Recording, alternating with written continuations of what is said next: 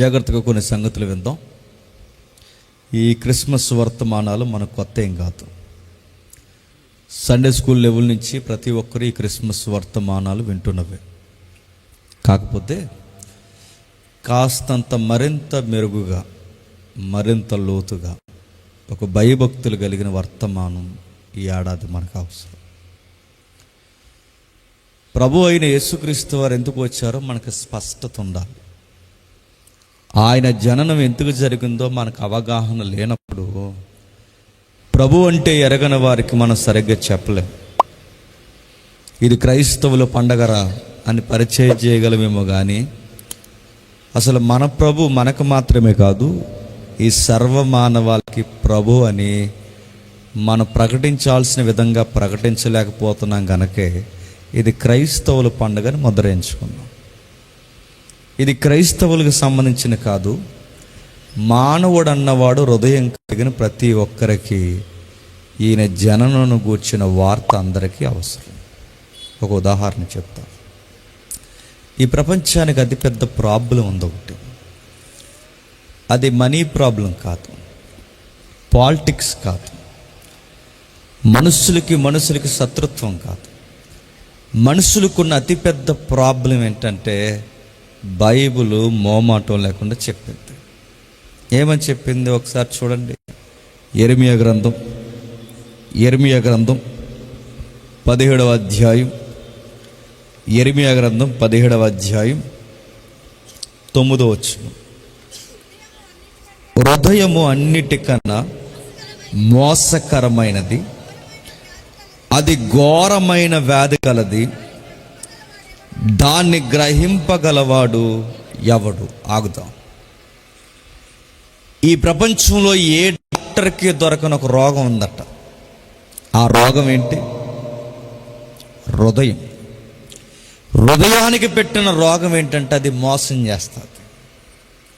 నిన్ను మోసం చేసేది పక్కింటోళ్ళు కాదు, నిన్ను మోసం చేసేది ఎదిరింటోళ్ళు కాదు, నిన్ను మోసం చేసేది నీ స్నేహితులు కాదు, నిన్ను మోసం చేసేది నీ గురువులు కాదు, నీ పేరెంట్స్ అంతకన్నా కాదు. మరి ఎవరు మోసం చేస్తారో ఒక మనిషిని అంటే ఆ మనిషి హృదయం ఆ మనిషిని మోసం చేస్తుందట. అంటే అది లోపలుండి మనతో మాట్లాడుతుంటుంది అన్నమాట. ఒక రోజుకి మనం ఫెయిల్యూర్ అయ్యే వ్యక్తిగా సొసైటీలో నిలబెడుతుంది. ఉదాహరణ చెబుతాను వినండి, అది ఎలా ఉంటుందో.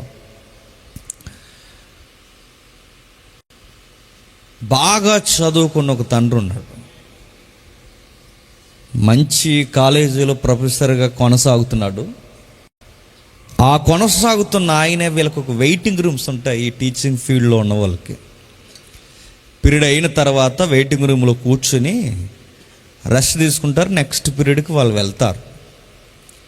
ఈ వెళుతున్న టైంలో అందరూ పీరియడ్స్కి వెళ్ళిపోయారు. ఈ సీనియర్ ఈ ప్రొఫెసర్ ఎవరైతే ఉన్నారో ఆ రెస్ట్ రూమ్ దగ్గర కూర్చుని ఏడుస్తున్నాడు. మరొక క్రిస్టియన్ ప్రొఫెసర్ ఆయన చూసి అన్నాడు, సార్ మీరు ఈ కాలేజీకి రోల్ మోడల్ లాంటి వారు, చాలామంది విద్యార్థులు కూడా మిమ్మల్ని సలహాలు అడుగుతారు, అయినా మీరు ఏడవడం ఏంటి సార్ అన్నారు. చిన్న పిల్లోడు మాదిరి ఏడుస్తున్నాడు. సార్ నా మీద మీకు గౌరవం ఉంటే మీరు ఏమనుకోనంటే మీ స్నేహితుడిగా నన్ను భావిస్తే మీ బాధ ఏంటో నాతో ఏమైనా పంచుకుంటారా అని అడిగాడు. ఎక్కెక్కుతూ కళ్ళు తుడుచుకుంటూ ఆ పెద్ద ఆయన ఇలా అన్నాడు, నేను అల్లారు ముద్దుగా పెంచుకున్న నా కూతురు చెప్పా చేయకుండా ఇంట్లో నుంచి వెళ్ళిపోయిందండి అని చెప్పాను. సార్ అర్థం అవ్వలేదు అన్నాడు. చెప్తాను సార్, చాలా అందంగా ఉంటుంది సార్ మా అమ్మాయి, అది ఇంట్లో నడిస్తే దాని పాదాలు కందిపోతాయని దానికి మెత్తటి చెప్పులు కొన్నాను సార్. బాగా చదువుకుని తండ్రి దగ్గర కూతురు అనుకున్నాను, చక్కగా ఎదుగుతుంది అనుకున్నాను. ఎందుకో నా కూతురు ఇక్కడ తలదించితే మళ్ళీ కాలేజీ దగ్గర తలెత్తుతుంది, అక్కడ తలదించితే మళ్ళీ ఇక్కడ ఇంటి దగ్గర తలెత్తుతుంది. బంగారు బొమ్మలా ఉంటుంది సార్ మా కూతురు, బాగా చదువుతుంది, ఫైనల్ ఇయర్ అయిపోయింది, ఇంకా నేడో రేపు ఇంకా నెక్స్ట్ తన ఫ్యూచర్ ఏంటో ఆలోచిద్దాం అనుకున్న టైంలో ఆటో డ్రైవర్తో వెళ్ళిపోయింది సార్. ఇది వాస్తవం, సొసైటీలో జరుగుతుంది. ఆటో డ్రైవర్తో వెళ్ళిపోవడం ఏంటంటే నాకు అదే అర్థం అవట్లేదు. దాని అందం ఏంటి, దాని చదువు ఏంటి, మా ప్రాపర్టీ లెవెల్ ఏంటి, దానికి ఏం అర్థం అవ్వలేదు. ఎలా వెళ్ళిపోయిందో నాకు ఇప్పటికీ బోధపట్టలేదు. మరి ఏం చేస్తారు సార్ అంటే, ఏముంది సార్, ఈ అవమానం ఎవరికి చెప్పుకోవాలో తెలియట్లేదు. అందరికీ నీతి మంచి చెప్పిన మా ఇంట్లోనే ఇలా జరిగింది అనుకునేసరికి నా తల కొట్టేసినట్టు అయిపోయింది, అందుకే ఏడుస్తున్నానని ఏడుస్తున్నాడు. అప్పుడు అన్నారు, సార్ ఏమనుకోకండి, జరగాల్సిన నష్టం జరిగిపోయింది. ఇప్పుడు ఆ అబ్బాయిని కొట్టి ఈ అమ్మాయిని తీసుకొచ్చి మళ్ళీ వేరొకరికి పెళ్లి చేస్తే ఇంకొకడు గొంతుకొయ్యాలి, అబద్ధాలు చెప్పాలి, ఆ ఎదురున్న కుటుంబాన్ని మోసం చేయాలి. కాస్త ఎథిక్స్ మీకు ఉన్నాయని నేను నమ్ముతున్నాను, కానీ ఇంకా అవేమీ చేయకండి. సరిగ్గా ఇలా ఒక వారం రోజుల్లో ఫోన్ చేస్తారు. ఎందుకంటే ఈ వెళ్ళిపోయిన వాళ్ళందరికీ వారం రోజులకి అన్నీ అర్థమైపోతాయి. ఎందుకంటే టైం టిఫిన్ అంటాడు తీసుకెళ్ళినాడు, ఆడు కనీసం బట్టలు కొంటాం, ఆడు గాలివాడు ఆడేం కొంటాడు, అన్నీ వారం రోజులకు అర్థమైపోతాయి. వారం రోజులకి అనుకున్నట్టుగానే ఒకవేళ మీ అమ్మాయి ఫోన్ చేస్తే ఏమనకండి సార్, మీ లెవెల్కి తగ్గట్టే ఎంతో కొంత ప్రాపర్టీ ఇచ్చి మీ అమ్మాయికి తగినట్టుగా మీకు తగినట్టుగా మీ అల్లుడిని మీరు మార్చుకోవడం బెటర్. ఇక ఈ అమ్మాయిని అబ్బాయి నుంచి దూరం చేశారంటే మళ్ళీ ఒక అబ్బాయికి పెళ్లి చేయాలి, ఎవరిని మోసం చేస్తారు చెప్పండి. మరి ఏం చేయమంటారు? ఏమి లేదు, వాళ్ళు ఫోన్ చేసినప్పుడు మీరే గౌరవ పదంగా తీసుకురండి. ఈ ప్రొఫెసర్ చెప్పిన మాటలు ఆయనకి మైండ్లో ఒకసారి పనిచేయడం స్టార్ట్ అయ్యాయి. సరిగ్గా అనుకున్నట్టుగానే 3వ రోజుకి 4వ రోజుకి పాప ఫోన్ చేసింది, డాడీ అని. తల్లి ఎక్కడున్నావమ్మా అన్నాడు. నేను నిన్నేమి అన్ను, ఏం అడగను, దయచేసి ఇంటికి వచ్చి నువ్వు ఎక్కడున్నావు చెప్పంటే, పలానా చిన్న హోటల్ ఉందా డాడీ, మేము అక్కడ ఉన్నాం, నువ్వు మమ్మల్ని ఏమనుకో, దయచేసి నన్ను తీసుకెళ్ళిపో డాడీ, ఇన్ని కూడా తీసుకెళ్ళిపో అంటే, సరే తల్లి ఆ డోర్ నెంబర్ అది చెప్పు అని చెప్పి ఉట్టిన కాలు తనుకుని ఆ పై చొక్కా బటన్స్ కూడా పై బటన్స్ సరిగా ఎట్టుకోలేక, ఎందుకంటే కూతురు మీద తండ్రులకి పిచ్చి ప్రేమ ఉంటుంది కదండి, ఆ పిచ్చి ప్రేమతో అమాయకుల్లా తనుకుంటూ ఆ డోర్ దనుకుని కాళ్ళు దనుకుని ఒక చెప్పు వేసుకోకపోయినా పరుగుని వెళ్ళాడు. ఆ వెళ్ళిన తర్వాత డోర్ కొడితే ఒకడు పానపారాకు నవ్వులి, ఆడికి ఇల్లి ఎంత, ఆడి ముఖం, ఆడి అవ్వారం, ఆడి గల్లలింగి ఆడిలా బయటకు వచ్చాడు. పాప ఏదో తప్పుడు డోర్ నెంబర్ చెప్పేసింది అనుకుని, ఇక్కడ ఒక అమ్మాయి ఉండాలంటే ఆడు అన్నాడు. అది ఇక్కడ ఒక అమ్మాయి చక్కగా ఎర్రగా బుర్రగా ఉంటుందండి, చక్కటి అమ్మాయి 18 ఏళ్ళు 19 ఏళ్ళ అమ్మాయి ఉంటుందంటే అంటున్నాడు. వాడు మాట్లాడుతుంటే ఆడు నోరు వాసన వస్తుంది, వాడు స్నానం చేయని ఎవ్వారం, వాడు నోరు, వాడికి పద్ధతి లేని విధానాలు, ఇవన్నీ చూసి బహుశా ఇది కాదు అన్ని పక్క రూమ్కి వెళ్ళిపోతున్న టైంలో ఈ అమ్మాయి వాడి వెనకాల నుంచి వచ్చింది, డాడీ అంతే, నేను ప్రేమించిన అబ్బాయి ఈ అబ్బాయి అంతే. షాక్ అయిపోయాడు డాడీ. వీడు నాకే నచ్చలేదు నీకెలా నచ్చాడే అని అడిగాడు. నా కళ్ళకే నచ్చట్లేదు నీకెలా నచ్చాడంటే అదిరిపోయి ఆన్సర్ చెప్పింది ఆ అమ్మాయి. అని చెప్పిన, డాడీ నీ కళ్ళుతో కాదు నా కళ్ళుతో చూడు, నీ కళ్ళుతో కాదు నా కళ్ళుతో చూడంటే వాళ్ళ డాడీకి పిచ్చి కోపం వచ్చి అన్నాడు, ఇప్పుడు నా కళ్ళుతో చూస్తే నీ కళ్ళుతో చూస్తే, నీ కళ్ళుతో చూస్తే ఆడి గారపట్టిన పళ్ళు అవి గారపళ్ళు కాదా, నీ కళ్ళుతో చూస్తే వాడి మాసి యాటిట్యూడ్ అది ఆ మాసి యాటిట్యూడ్ కాదా, నీ కళ్ళుతో చూస్తే వాడు స్నానం చేయనాడు గుబురుగడ్డం, ఇవన్నీ నేను అడుగుతున్నాను. ఏం చెప్పారు, ఏమి నమ్మో, ఎందుకు ఇక్కడ వరకు వచ్చేసామంటే అమ్మాయికి ఏం అర్థం అవట్లేదు. మీరు అలా అనకండి, తీసుకెళ్ళి లేత మండి అంటే ఆడు నువ్వు ఎందులో ఒక దూకి సావండి, మళ్ళీ ఇంటి మట్టి దొక్కారు చంపి పడేస్తా అన్నాడు. ఇంటికి వచ్చాడు. అప్పుడు ఇంటికి వచ్చిన తర్వాత ఈ ప్రొఫెసర్ చెప్తుండే, ఇలా చేసిందండి అమ్మాయి, వాడు నాకే నచ్చలేదు, వాడితో ఎలా ఉందని నాకు అర్థం అవ్వట్లేదు, దాని అందం ఏంటి, దాని పెంపకం ఏంటి, దాని చదువు ఏంటి, దాని తెలివితేటలు ఏంటి, వీడిని ఎలాగా వాడు ఏదో మోసం చేశాడంటే మా పిల్లకి ఏదో మందు పెట్టాడంటే, అప్పుడు ఈ ప్రొఫెసర్ నో, మీ పిల్లను మోసం చేసింది స్నేహితులు కాదు, మీ పిల్లను మోసం చేసింది ఆటో డ్రైవర్ కాదు, మీ పిల్లను మోసం చేసింది ఎవరో కాదు, మీ పిల్లను మోసం చేసింది తన హృదయమే తనను మోసం చేసింది. దట్ ఈస్ బైబిల్ స్టేట్మెంట్, గుర్తుపెట్టుకోండి. తన హృదయమే తనను మోసం చేసింది. ఆ హృదయం లోపల చెప్తుంది. అది మంచి చెప్పదు, చెడ్డదంతా చెబుతుంది. తల్లిదండ్రులు ఇలా ఉండండ్రు అలా ఉండండ్రు అంటే అది తల్లిదండ్రుల మాట ఎక్కనివ్వదు, లోపలుండి రకరకాల విషయాలు చెబుతారు. వాళ్ళు అలాగే చెబుతారు, నీకు నచ్చింది చెయ్యి అని చెప్తారు. లోపల ఎన్నో థాట్స్ రన్ అవుతుంటాయి. ఒక బీటెక్ చదువుతున్న అబ్బాయి వచ్చి ఇలా అంటున్నాడు, అన్న నాకు ఈ థాట్స్ అన్నీ నాకు రకరకాలుగా వస్తున్నాయి, మీకు చెప్పాలనిపిస్తుంది. మా పేరెంట్స్ కనుక చెప్తే నన్ను ముక్కలు నరుగుతారంటే అప్పుడు ఆ దైవజనుడు అన్నాడు, తమ్ముడు నువ్వు బయటపడ్డావు, మిగిలిన వాళ్ళు ఎవ్వరు బయటపడలేదు, అందరు హృదయాలు ఇంతే అని చెప్పాడు. మానవ హృదయం అంటే అంతే, బయటికి దొరకం, అలా ఉన్నాం, అలా కనబడుతున్నాం. ప్రతి ఒక్క హృదయం బైబిల్ చెప్తుంది పతనమైపోయింది. దాన్ని మార్చడం మన వల్ల వద్దు. అది లోపల ఎన్నో సజెషన్స్ ఇస్తుంటుంది. అందుకే చూడండి, చిన్నపిల్లల దగ్గర నుంచి పెద్దవారు వరకు అన్ని అబద్ధాలు ఆడతారు. చూడండి, ఆడుతూ పెన్సిల్ దొంగతనం చేసేస్తారు. చిన్నపిల్లలు ఆడుతూ లబ్బర్లు తీసేస్తారు. ఆడుతూ నడుతున్న ఆ స్టేజ్కే వాడికి ఎలా వచ్చింది?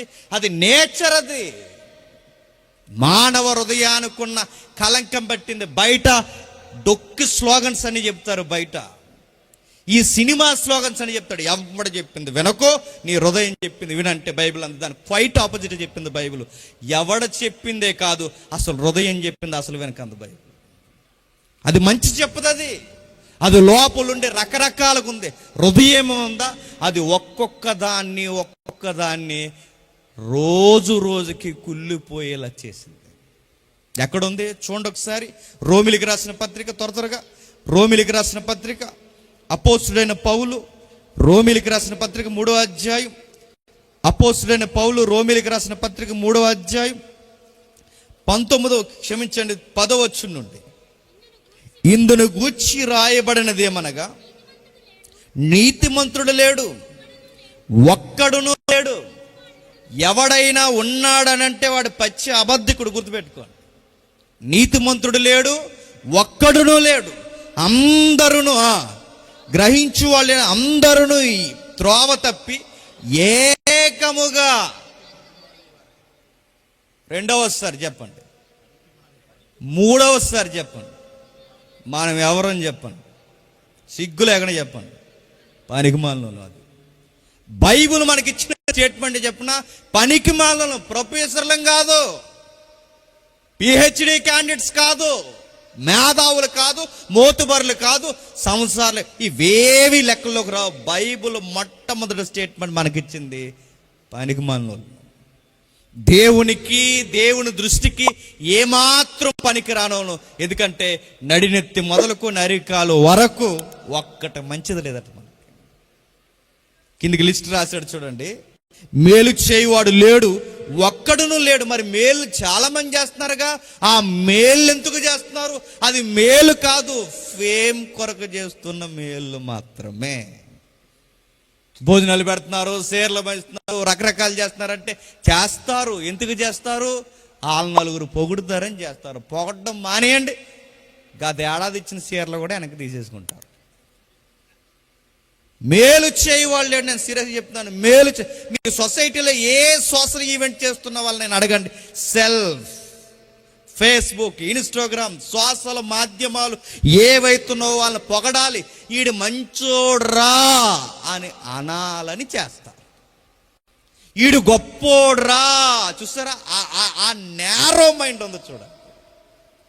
నిజంగా దైవికమైన గుణగణాలు కలిగి చేసిన వాడు వీడు కుడి చేతి ఇచ్చింది ఎడం చేతికి చెప్పడు, వీడు ఊరంతా చెప్తున్నాడంటే వాడు బ్యాడ్ మోటో ఏంటో చెప్పనా, ఆడిని మంచోడు అనాలి, ఆడిని గొప్పోడు అనాలి. అంటే ఈ మేలులు వెనకాల సెల్ఫ్ ఉంది. సెల్ఫ్ చెప్పుకుంటారన్నమాట. ఇదిగో నేనే చేశాను, మేమే చేశాము, మా గవర్నమెంట్ చేసింది, ఇయే గొడవలు. ఇంకా మేలు చేయవాడు ఒక్కడం లేడు. పైగా చెప్తుంది, వారు గొంతు తెరిచిన సమాధి, తమ నాలుకతో మోసం చేయదు. హృదయమే కాదట, ఇంకేం పాడైపోయినాయట, గొంతుగా.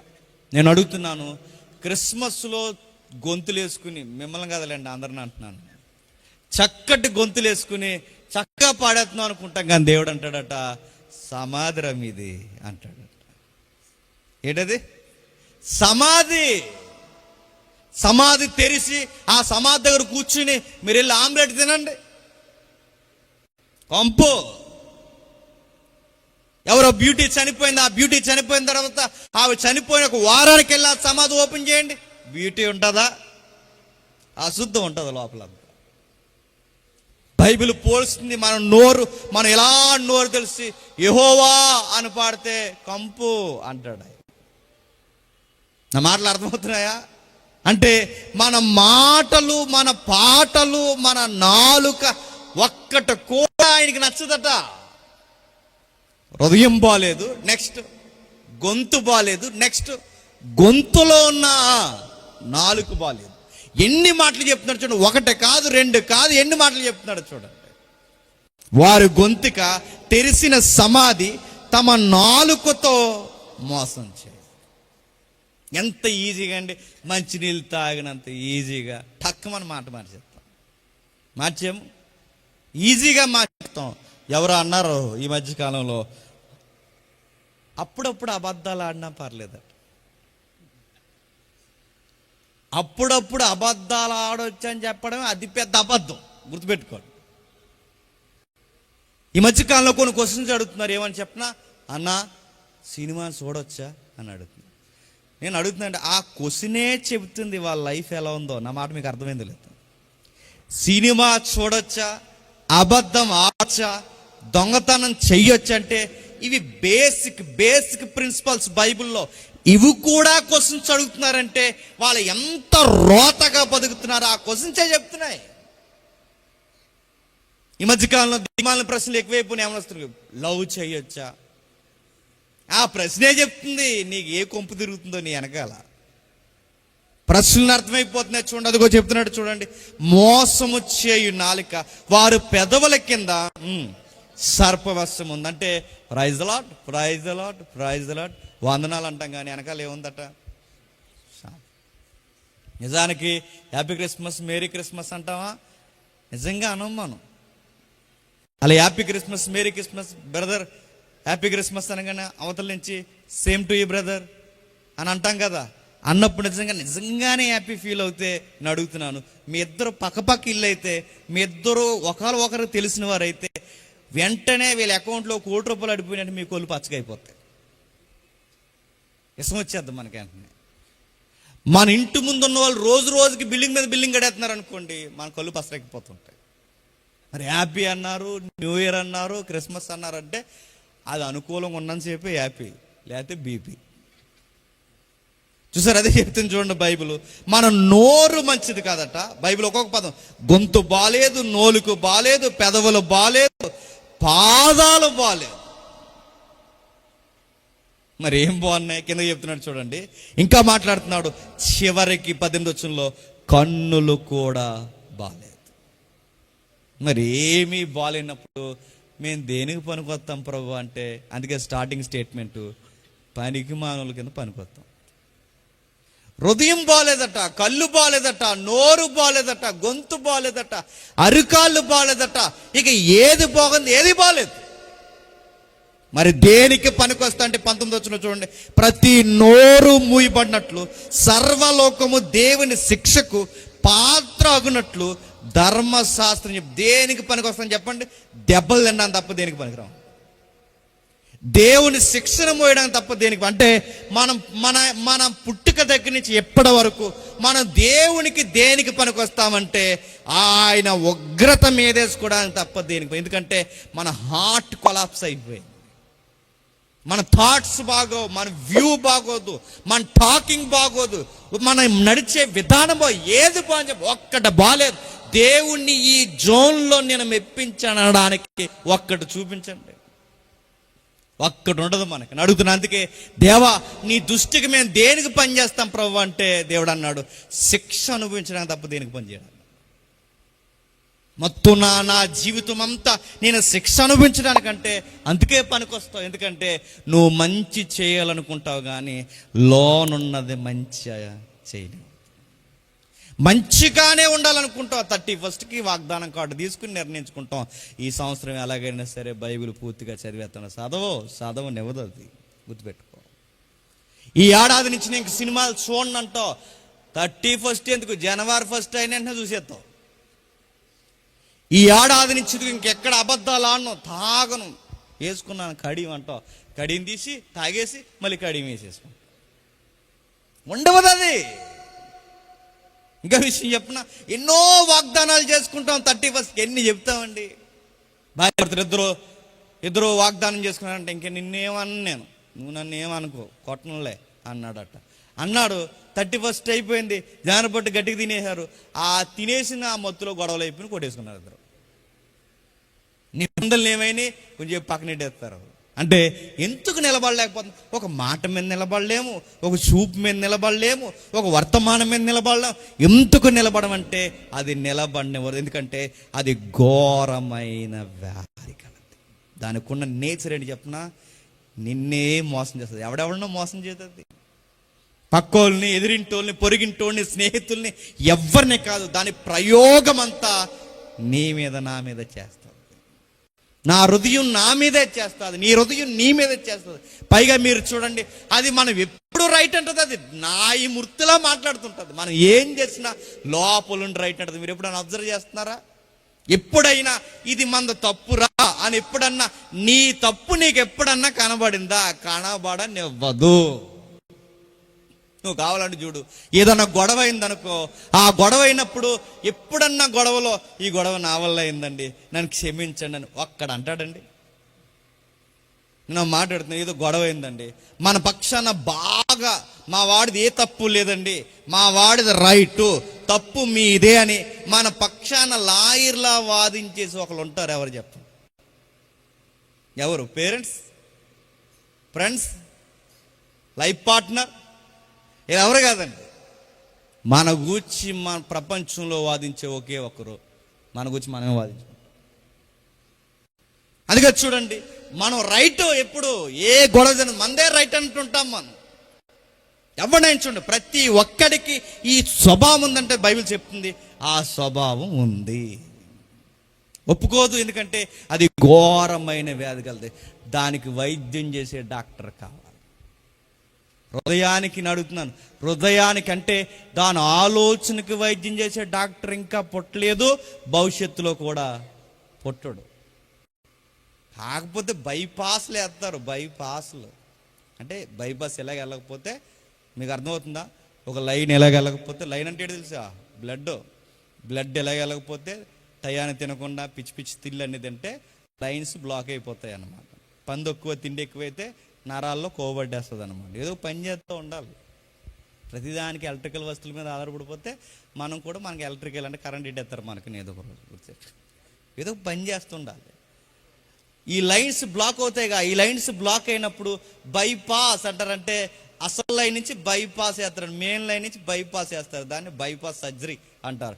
బైపాస్ సర్జరీ చేసే డాక్టర్లు ఉన్నారేమో, హార్ట్ మార్చే డాక్టర్లు ఉన్నారేమో, కానీ దాని ప్రవర్తన మార్చే డాక్టర్ పుట్టలేదు, ఇక ఎప్పటికీ పుట్టరు. దాన్ని మార్చేవాడు కావాలి. ఎందుకంటే అది లోపలుండి బుస్సుల కొడుతూ చెప్తుంది, అది లోపలుండి మాట్లాడుతుంది. దాన్ని మార్చాలంటే చాలామంది అనుకుంటారు, లేదండి శ్వాస మీద ధ్యాస ఉంచితే మారిపోద్ది అన్నాడంట ఒకడు. దేని మీద? శ్వాస మీద ధ్యాస ఉంచితే మారిపోద్ది అంటే ఎక్కడ ఉంచాలండి శ్వాస మీద ధ్యాస? అంటే యోగాలోకి వెళ్ళి శ్వాస మీద ధ్యాసించు, శ్వాస మీద ధ్యాస ఉంచితే మారిపోతావు అన్నారట. అలాగే వెళ్ళి జాయిన్ అయ్యాడు ఒకడు, మఠం వేసేసాడు. గురువు గారు ముందు కూర్చున్నారు, గురువు గారు మేడం గారు. శ్వాస మీద ధ్యాస కన్నా మేడం గారి మీద ధ్యాస ఎక్కువైపోయింది. న్యూస్ ఇది. శ్వాస మీద ధ్యాస కన్నా మేడం మీద ధ్యాస ఎక్కువైతే ఒక్కగానొక రోజు ఏం జరిగిందంటే మేడం గారు విద్యార్థి జంప్ చేయాలని వెళ్ళిపోయారు. అది ఎలా? విద్యార్థి కంటే ఇంకా ప్రాక్టీస్ లేదు కనుక వాడికి శ్వాస మీద ధ్యాస లేక హార్ట్ మీద కంట్రోల్ లేదనుకోవచ్చు. గురువు గారికి ఏమైంది? నా డౌట్ మీకు అర్థమైందో లేదు. గురువు గారికి ఏమైంది? నేను చెప్పిన, గురువు అయినా సరే వాడిని గుంజేస్తుంది హార్ట్. అలాంటిది గుర్తుపెట్టుకో. అది మార్చాలంటే ఎవడి వల్ల అవదు, దాన్ని మార్చేవాడు కావాలి. దాని ఊగిసలాట మధ్య నలిగిపోయిన ఒక భక్తుడు ఉన్నాడు బైబిల్లో. ఎంత బాధపడుతూ రాశాడు చూడండి ఒకసారి. ఇదే పౌలు గారు రాస్తూ 7వ అధ్యాయం ఇదే పౌలు గారు రాస్తూ 7వ అధ్యాయం ఒకసారి చూడండి, త్వర ముగించుకుందాం. 7వ అధ్యాయం 18వ వచనం, నా యందు అనగా నా శరీరమందు మంచిది ఏదియు నివసింపదని నేను ఎరుగుదును, మేలైనది చేయవలనని కోరిక నాకు కలుగుచున్నది గాని దాన్ని చేయుట నాకు కలుగుట లేదు. నేను చేయగోరు మేలు చేయక చెయ్యగోరని కీడే చేయుచున్నాను. ఎవరండినా? అపోస్తలుడు. ఎవరైనా 14 పత్రికలు రాసిన భక్తుడు. ఎవరైనా 12 మంది అపోస్తులు ఒక పక్కనుంటే ఒక్క అపోస్తులుగా అన్ని జనులకు నిలబడిన ఒక చక్కటి పరిచారకుడు ఆయన అపోస్తుడైన పౌలు. అంతటి పౌలే అంటున్నాడట, నేను ఊగిసలాట్లో నలిగిపోతున్నాను. యథార్థవంతుడు గనక, యేసుప్రభుని ఎరిగిన వాడు గనక ఒప్పేసుకుంటున్నాడు, ఇదిగో నా యందు అనగా నా శరీరమందు మంచిది ఏది లేదని ఎరుగు. ఎందుకంటే నా కళ్ళు మంచివి కాదు, నా చూపులు మంచివి కాదు, నా నడక మంచిది కాదు, నా అవయవాల్లో ఏది మంచిది ఉన్నట్టు నాకు కనబట్టలేదు. నేను చేయగోరు మేలు చేయక చేయగోరని కీడే చేయొచ్చు. అప్పుడప్పుడు చూసారా, అలా చేయకూడదు అనుకున్నానండి, కానీ ఎందుకు అలాగా జరిగిపోయింది. అలా ఎందుకు జరిగిపోయింది? అది ప్రిపేర్ చేస్తుంది. గుర్తెట్టుకో, నీ చెయ్యి ఎలా లేవాలంటే నువ్వు అనుకోవడం కాదు, లోపల ఒకటి ఉంటుంది, అది అనుకోవాలి. దానికి ఇంటర్నల్ లింక్ ఉంటుంది, అది నడిపిస్తుంది, అది మాట్లాడుతుంది. అందుకే అంటున్నాడు చూడండి, మేలు చేయాలని అనుకున్నాను, ఎందుకో కీడే చేయాలనిపిస్తుంది. ఎంత స్ట్రాంగ్గా బాగోనండి. ఇక సినిమాలు చూడకూడదు అనుకునే కలిది సూసైడ్ అనిపిస్తుంటాం. హార్ట్కున్న బలహీనత అండి అది. ఎందుకో మనం ఏదైతే వద్దనుకుంటామో అదే మనకి రమ్యంగా కనబడుతుంటాం. డాక్టర్ గారి దగ్గరికి వెళ్ళాడట ఒకడు. వెళ్తే డాక్టర్ గారు చెప్పారట, వయసు మళ్ళింది, తగ్గించు కొంచెం స్వీట్లు అవి తింటే ఏమవుతుంది డాక్టర్ గారు అన్నారు. తింటే ఏమవుతుంది, అంతా అయిపోతుంది, భోజనాలు ఎట్టేస్తారని చెప్పారట. ఇంకా తినకు, ఎందుకంటే షుగర్ లెవెల్స్ పెరుగుతున్నాయి, తినకు అని చెప్పారు. ఒక మాట గమనించండి, ఎప్పుడు అంత స్వీట్ తినడం ఇష్టం లేని ఈయనకి డాక్టర్ గారు స్వీట్లు తినకన్న దగ్గర నుంచి స్వీట్ తినాలనిపించింది. ఆ మాట మీకు అర్థమవుతుందా? అది ఏదైతే వద్దనుకుంటామో అదే, ఏదైతే చెయ్యాలనుకుంటామో అది చేయనివ్వదు. ఎందుకంటే అది ఊగిసలట, అది సెటస్కోప్కి దొరకదు, అది స్కాన్ చేస్తే దొరకదు, అది ఎక్స్రేకి దొరకదు, అది ఎముకల్లో లేదు, అది అవయవాల్లో లేదు, అది ఆలోచనలో ఉంది, అది లోపల తిరుగుతుంది. దాన్ని ఎవడు స్కాన్ చేయగలడు? వాక్యము తప్ప నరనరాల్లో నరనరాల్లో ఎముకల్లో కీళ్ళలోకి మూలుగుల్లోకి దూరగలిగి ఈ వాక్యము తప్ప ఈ రోతని ఎవరు స్కాన్ చేయగలరు చెప్పండి? వాక్యము మాత్రమే స్కాన్ చేయగలరు. అందుకే చూడండి, ఆ అమ్మాయిని మోసం చేసింది ఎవరెవరో కాదు చెప్పండి. ఆ అమ్మాయిని మోసం చేసింది సరాసరి తన హృదయమే తనను మోసం చేసింది. అప్పుడప్పుడు ఆ ఎదుటోళ్ళు సజెషన్ వల్ల ఇలా, ఎదుటోళ్ళు సజెషన్ కాదు భయ్యా, ముందు నువ్వు కన్ఫర్మ్ అయ్యావు, అక్కడే మిస్టేక్ గుర్తుపెట్టుకో. ఎవరెవరో తర్వాత సెకండరీ, ఫస్ట్ నీకు ఒకటి ఉంటుంది ఆ థాట్ కంటిన్యూ చేస్తావు, అదే నేను సిగ్గుమాలిన స్థితిలో నిలబెడతావు. అది లోపల వరకు మాట్లాడుతుంది. పౌలు అంటున్నాడు, ఇదిగో నేను కోరన దాన్ని చేసిన దాన్ని చేయనది నా యందు నివసించు పాపమే గాని ఇకను నేను కాదు. కాబట్టి మేలు చేయగోరు నాకు కీడు చేయుట కలుగుచున్నదని ఒక నియమము నాకు కనబడుతుంది. ఒక నియమములా పనిచేస్తుందట. కాబట్టి మేలు చేయగోరు నాకు కీడు చేయగలుగుతున్న ఒక నియమం నాకు కనబడుచున్నది. అంతరంగ పురుషుని బట్టి దేవుని ధర్మశాస్త్రమందు నేను ఆనందించుచున్నాను కానీ ఈ ఒక నియమము నా అవయవముల్లో ఉన్నట్టు నాకు కనబడుతుంది. అవయవములో ఉన్న ఆ నియమం ఎక్కడుంది? ఆ ఎరిమియాలో ఉంది. ఎక్కడుంది? హృదయంలో. నా అవయవాల్లో ఉన్నట్టు అది నాకు కనబడుచున్నది. అది నా మనస్సునందున్న ధర్మశాస్త్రంతో పోరాడుచు నా అవయవంలో నన్ను పాప నియమం నాకు నన్ను చెరపెట్టుకొని లోబరుచుకొడుచున్నది. అయ్యో నేనెంత దౌర్భాగ్యుడను! ఇట్టి పాపానికి మరణానికి లోనగు నా శరీరం నుండి నన్ను విడిపించే ఒక సేవియర్ కావాలి. నాకు ఈ హృదయాన్ని తీసి నాకు మరొక హృదయాన్ని ఇచ్చే ఒక వైద్యుడు కావాలి. మనిషిని మనిషిలా చూసే, మనిషిని మనిషిలా చూపించే ఒక డాక్టర్ కావాలి. ఎక్కడున్నాడు ఈ యూనివర్స్లో? కావాలి. అరిసారి భక్తులందరూ యథార్థంగా ఒప్పుకున్నారు, అయ్యో మా యందు మంచిదేమి లేదు. యెషయా దగ్గర నుంచి అరిసారండి, మేమేదో మంచోళ్ళు అనుకున్నాం ప్రభువా, నీ వెలుగులో నుంచి మమ్మల్ని మేము చూసుకునేసరికి మా పెదవులు పవిత్రమంటివి, మా నీతి క్రియలు మురుకు గుడ్లు. మేము మంచోళ్ళు అనుకున్నాం కానీ ఈ సైడ్ నుంచి చూసుకుంటున్నాం తప్ప నీ సైడ్ నుంచి చూస్తే మా గొంతు బాలేదు, మా నోరు బాలేదు, మా కళ్ళు బాలేదు, ముఖ్యముగా మమ్మల్ని నడిపిస్తున్న మా హృదయము బాలేదు. మొత్తం రోతకున్నాం ప్రభువా. ఇప్పుడు మేమంతా రోత అయిపోయి ఉన్నాం. ఈ రోతలో మేము ఎన్ని పుణ్యకార్యాలు చేసినా అది కూడా రోతే. బైబిల్ భాష అర్థమవుతుందా మీకు? నడునెత్తి మొదలుకొని అరికాల వరకు మొత్తం అశుద్ధంతో ఉన్నప్పుడు ఈ అశుద్ధంతో వెళ్ళి ఎవడికో భోజనాలు పెడితే అది కూడా అశుద్ధమే, ఎవడికో బట్టలు పెంచితే అది కూడా అశుద్ధమే. అది అశుద్ధమైపోయింది, ఎందుకంటే నా అశుద్ధం దానికి కూడా అంటుకుంటుంది. అలా కాకుండా ఉండాలి అంటే దీన్ని మార్చేవాడు కావాలి, ఈ హృదయాన్ని మార్చేవాడు కావాలి. ఎవరున్నారు ఆ హృదయాన్ని మార్చేవాడు? ఎవరు లేరు. మీరు చూడండి, అందుకే తెలుగు పాటల్లో కూడా మీరు రాస్తున్న పాటలు మీరు చూసారు లేదో, ఆ పాటలు మాట్లాడుతున్నాయి, ఆ హృదయం ఆడ దుగ్గుంటలేదట, ఎక్కడో తిరుగుతుందట. ఏ పాపం దాని దరిద్రం అయితే అది అలా తిరుగుతుంటుంది, దాని చుట్టూ తిప్పమంటుంది. నేను హృదయం ఎక్కడుంది, హృదయం ఎక్కడుంది, చుట్టూ ఎందుకు తిరుగుతుంది? దాని రోగం అది. అది ఏదేదో సజెషన్ చేస్తుంది, పైపచ్చికి అది చెబుతుంది, లోపల ఉండి మాట్లాడుతుంటుంది, తాగరా, మగాడువైతే తాగరా, ఆడు మొగోడు అయితే తాగరా అని లోపల ఉండి చెప్తుందంటే నీ మీద నీకే డౌట్ వచ్చి చేస్తుంది. ఇలాంటివన్నీ బాగా ఉండండి. ఇలాంటి రోత నుంచి బయటికి లాగేవారు కావాలి. ఎవరున్నారు?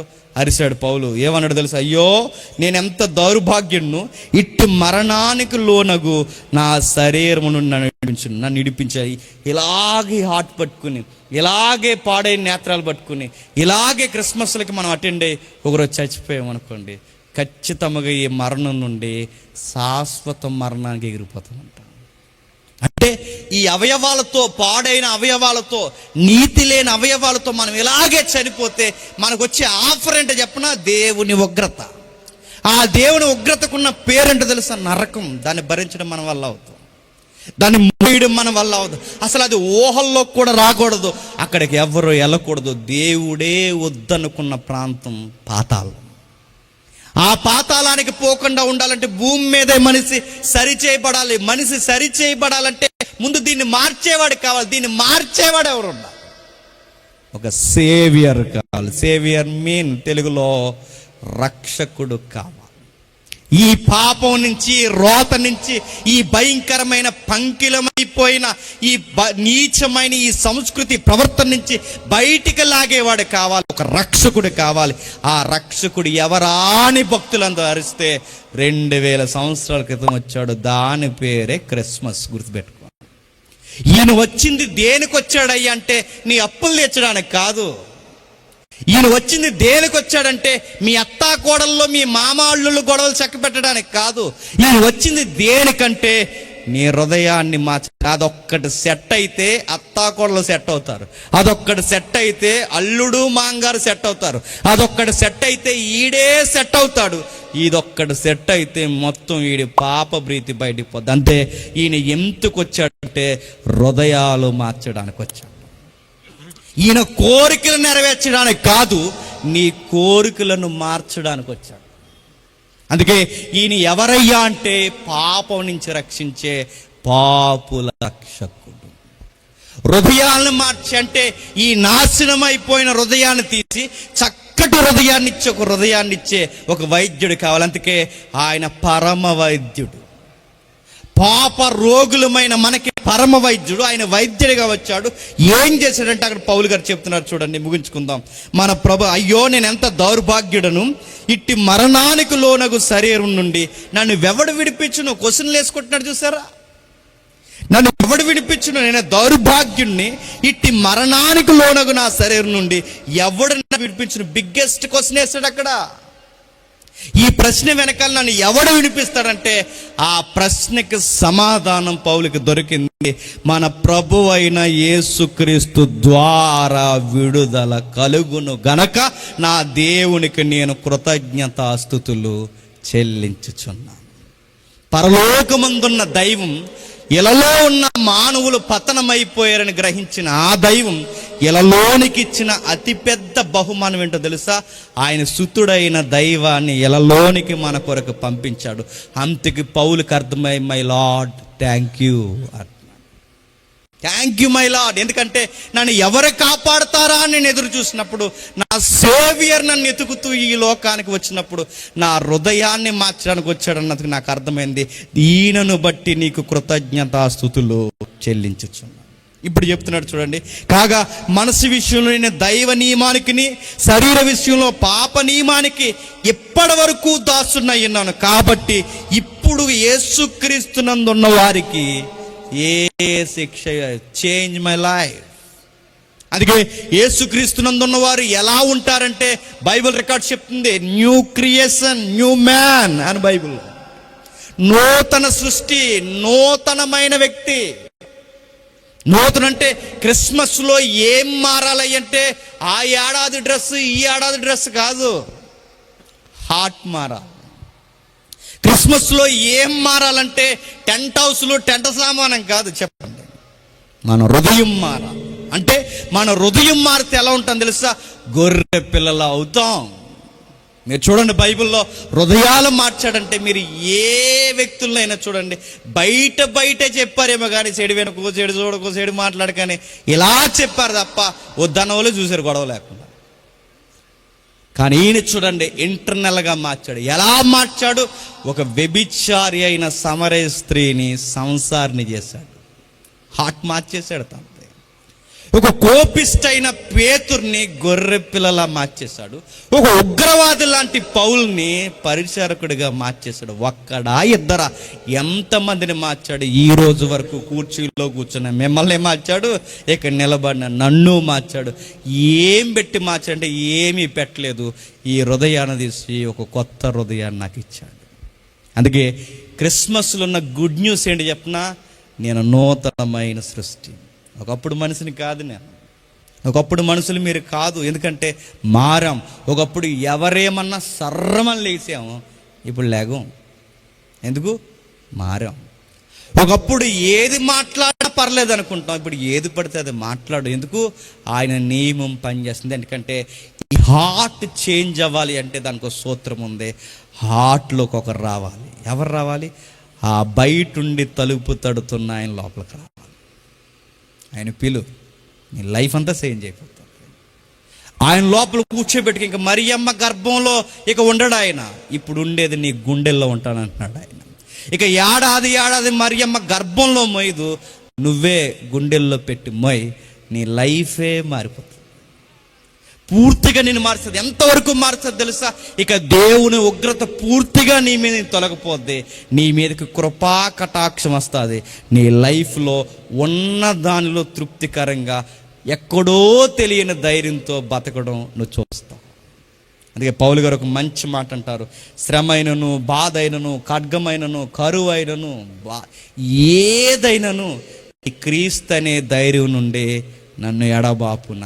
ఇంతలా ఎలా మారిపోయారు సార్ అంటే ఆయన వచ్చాడు, నన్ను మార్చేస్తాడు. ఇప్పుడు చెప్పండి, క్రిస్మస్ ఎందుకయ్యా అంటే ఇది క్రైస్తవుల క్రిస్మస్ కాదు, పతనమైపోయిన ప్రతి ఒక్కడు హృదయాన్ని మార్చడానికి ప్రభు వచ్చాడు కనుక ఇది అందరి క్రిస్మస్. ఎవడైనా మారాలనుకుంటున్నారా? ఈయనే దిక్కు. చాలామంది చెప్తున్నారు, ఇదిగో మందు మానేయాలనుకుంటున్నారా? ఈ టానిక్ తాగండి మానేస్తారంటే టానిక్ తాగేసి వెనకాలే తాగేస్తున్నారు, మారరు. సిగరెట్ మానాలనుకుంటున్నారా? ఇదిగో ఈ ఆకు తినండి అంటే ఆకు తినేసి సిగరెట్ కాసి మళ్ళీ ఆకు తినేస్తున్నారు. నేను అడుగుతున్నాను, ఏదేదో వాడతే మారం, ముందు ఇది మారాలి. అది మారితే ఇది మారితే అప్పుడు మనం ఏమేం మానేయాలో మనకు తెలుస్తుంది. ఎలా మారుతారు? ఈయన వల్ల మాత్రమే మారుతాయి. ఈయన ఫాలో అయితే ఎలాంటి వాళ్ళు మారిపోయారంటే వ్యభిచారులు మారారు, దొంగల మారారు, ఇక ఇలా మారారు అనుకున్న పచ్చి తాగుబోతులు మారారు. ఈరోజు క్రైస్తవ సమాజంలో గొప్ప గొప్ప సాక్ష్యాలు చెప్తూ తిరుగుతున్నారు. చివరికి ఎజ్రాలు కూడా మారిపోయారు. అంటే ఈయన దగ్గరకు వస్తే ఏం చేస్తాడయ్య అంటే అప్పులు తీరుస్తాడు లేదు నాకు తెలియదు, కానీ ముందు నీ లైఫ్ను మారుస్తాడు, ఒక సెక్యూరిటీ జోన్లో తెస్తాడు, నీ చూసే విధానం మారుస్తాడు, నీ నోరు మారుస్తాడు, నీ పాదాలు మారుస్తాడు, నీ గొంతు మారుస్తాడు. అప్పుడు పాడు, నీ పాట పరలోకానికి. ఇక్కడ సరైన గమకాలు లేకపోయినా, నీకు స్వరాలు గమకాలు తెలియకపోయినా, నువ్వు ఆయన మారు మనసు పొంది నువ్వు పాడు, పరలోకం ఆనందిస్తావు. నువ్వు చక్కగా ఇక్కడ కూర్చొని ఉండు, నీ కళ్ళు అంత రమ్యంగా కనబడకపోయినా నీ చూసే విధానం దేవుడికి నచ్చుతుంది. ఎందుకంటే మనం కుడి ఎడమ తిరగం, ఎందుకంటే మనం మారిపోయాం. అలా మారాం కనుకే ప్రతి ఏడాది జ్ఞాపకం చేసుకున్నాం, ప్రభువా మమ్మల్ని మార్చావు, మేము కూడా అనేకులు మార్చడానికి ఈ సెలబ్రేషన్ చేస్తున్నాం అని చెప్పండి. అలాంటి వాళ్ళు ఉన్నారంటే ఎక్కడ చెప్పండి. క్రిస్మస్ అనగానే అన్ని రకాల మనుషులు వస్తారు, వచ్చి ఏం చేశారంటే అర్థం కాదు కానీ వాళ్ళకి చెప్పేలా మనం చెప్పడంలో అన్ఫిట్ అయ్యాం కనుక ఈ అన్ని రకాల మనుషులు వస్తారు. ఈ వచ్చే వాళ్ళందరూ రకరకాల మనుషులు వస్తారు. పాస్టర్ గారు ఒక ఆయన, నేను ముగించేస్తున్నాను, పాస్టర్ గారు ఒక ఆయన ఈ క్యాండిల్ సర్వీస్ చేస్తారు కదండి. ఇలా సర్వీస్ చేస్తున్నప్పుడు ఫస్ట్ ఈయన వెలిగించాలి, సెకండ్ ఆయన వెలిగించాలి, అలా ఒకరినొకరు వెలిగించి దీనికి ఒక సింబాలిక్గా ఉంది. ఏంటంటే ఫస్ట్ నేను వెలిగాను దేవుళ్ళో, నేను అందరిని వెలిగిస్తున్నానని అలా వెలిగించాలి. కానీ ఈడేం చేశాడంటే అదే రకంలో వచ్చిన వాళ్ళందరూ వెనకాల నుంచి వెలిగించేశారు. పాస్టర్ గారు డౌట్ వచ్చింది, రే మీకు అగ్గిపెట్టి ఎలా వచ్చిందిరా అని అడిగాడు.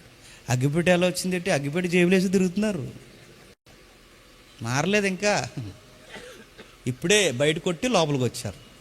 అలాంటి వాళ్ళు ఉంటారంటే ఉంటారు. అడుగుతున్నాను, ఇలాంటివన్నీ అడుగుతున్నాను. క్రిస్మస్లో కనబడకూడదు, ఎందుకంటే క్రిస్మస్లో ఎవరు ఉంటారయ్య అంటే హృదయాలు మారిన వాళ్ళు ఉంటారు. మారండి, మిమ్మల్ని చూసి అనేకులు మారుతారు. ఇలా ధన్యకరమైన క్రిస్మస్ మీరు చేయండి.